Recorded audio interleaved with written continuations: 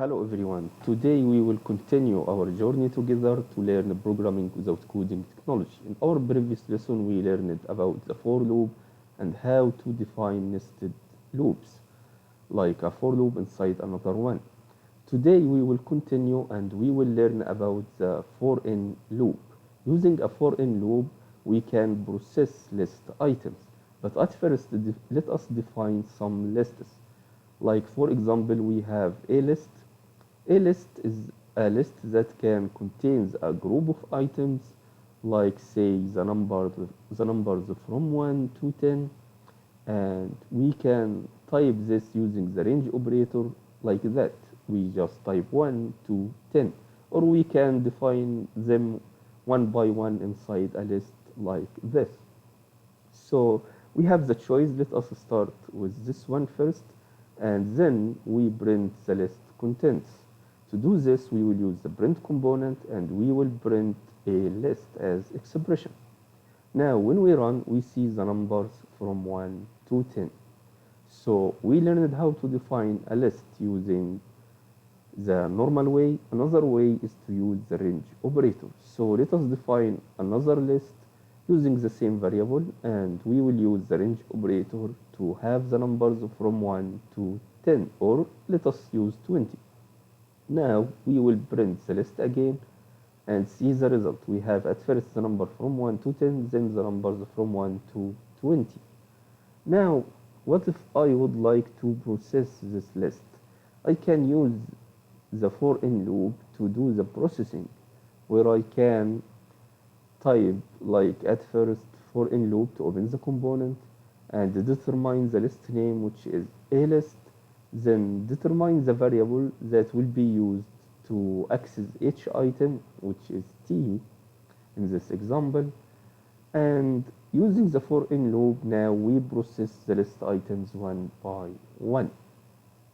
Let us print the list item using the print component.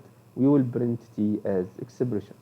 Now, if we run this application, we see now the numbers from 1 to 10, then from 1 to 20, and again from 1 to 20. So, using the for in loop, we learned how to do this, how to access each item inside the list. Now, let us define a list that contains strings 1, 2, 3. Also, we can add 4 and 5. After defining this list, using the same variable a list, we will move this outside the loop to be like this, and then we will print the list using the print component. And now run. Look at this. We have 1, 2, 3, 4, 5.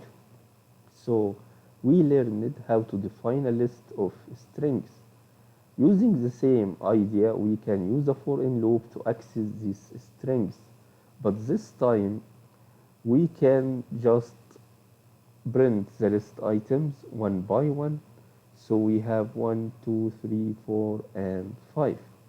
This is an introduction about using the for in loop, but we can do more than this. For example, at first, let us use the assignment component. This time we will define a list that contains the numbers from 1 to 5. At first, we will need to use a for in loop to like print these numbers or process these numbers as we wish. So at first, let us print the list so we can see its contents as numbers. We will move this step before the for loop like that. So we have 1, 2, 3, 4, 5. And using the for in loop, we will modify each item in this list. Instead of number 1, we get the string 1. And instead of number 2, we get the string 2. And the string 3 instead of number 3, and so on. So how we will do this? We will use the switch component. We will use the switch with variable t. So we have different values like t may be 1 or 2 or 3 or 4 or 5 and so on. So we will create the different cases from 1 to 5. And then using the assignment component, we will replace each item. So instead of the number, we have a string.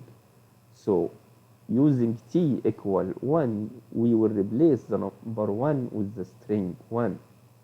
Again, here we replace 2 with 2, and at number 3 we replace it with the string 3, and so on. We have also here number 4, so we can type 4. Also we have here number 5, so we can type 5. So what we did, we just replaced the list items. Instead of using numbers, we are using now strings. We can print the list to see what we did. So let us copy the print component like this and paste. Then we will run to see what we did. Look at this. After the numbers from 1 to 5, we have the strings from 1 to 5. 1, 2, 3, 4, 5.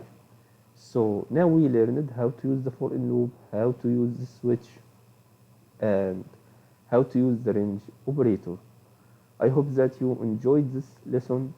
Thank you very much and see you in our next lesson. Goodbye.